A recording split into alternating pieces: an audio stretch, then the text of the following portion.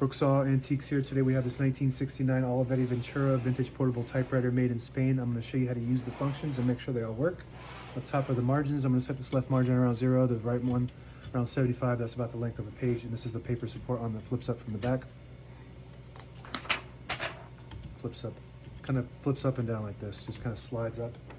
And this is the paper bale that sits on top of the page and holds it down. It's got 2 rollers and a scale.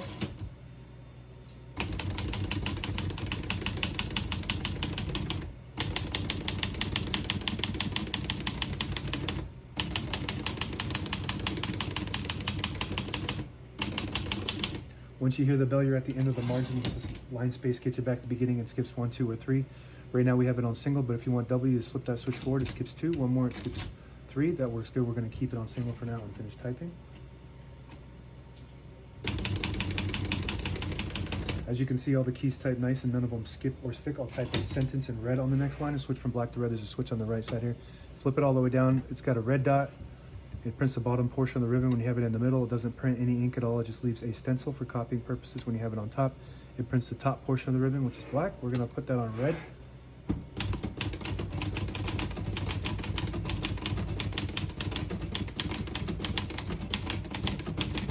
Beautiful. So this is basically the same exact typewriter as an Olivetti 32, which is arguably one of the best typewriters of all time. And the 22 is similar, but the 22 is the original. Won a bunch of awards for being just top of the line technology.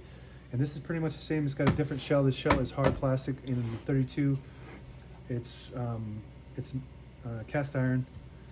And pretty much all these parts are interchangeable with the 32 as far as I'm concerned. That's exactly what it looks like. So if you want something a little bit cheaper than the 32, but getting almost the same exact product, a little bit lighter because this is hard plastic. Some people prefer that lighter weight.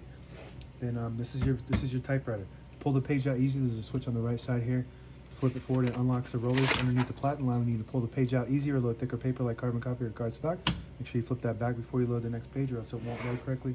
And flip this down to the right. Shift on each side, shift lock on the left. To clear that, just hit the shift button again. Backspace on the right side, that works good. This blank key on the top left is the margin release. When you get to the end of the margin, it won't let you print.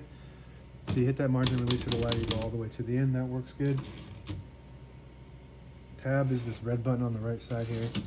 You got one tab set in the middle. To clear that, there's a lever on the left side here. You just flip this lever down like that. And now we go all the way to the end. So I like to keep one set in the middle so that way the next time the tab button gets hit, it doesn't go slamming all the way to the end, causing wear and tear on your typewriter.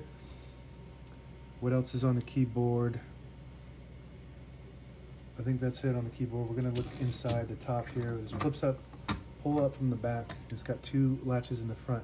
All the brand new ribbons loaded on the left, so it's pulling to the right. If you want to switch that direction, there's a ribbon guide on each side behind the spool. You just flip it in the opposite direction.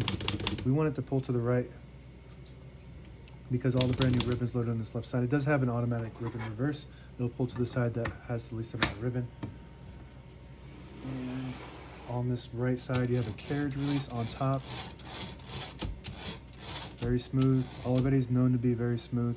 This is a carriage lock. If you flip that down, it'll lock in the middle. So when you have it in the case, it doesn't cause any damage to your escapement. Lift it up and it unlocks like that. Carriage release on the left side as well. And this is the line space return, and it tucks in when you have it in the case. This doesn't have a case on this specific one, but when they do come with a case, you want to tuck that in so you don't damage this. And it won't even close all the way without this being tucked in anyway. So if you flip this line space indicator all the way back, it'll disable the spacing so you can get to an exact spot on the page. And you put it to the 1, it'll skip a half a space each time it clicks. Same concept with this button. You push it in, it'll disable the spacing. Let it go, you get the clicks. And that's it. Now available on eBay or Etsy. Search Brooksaw Antiques.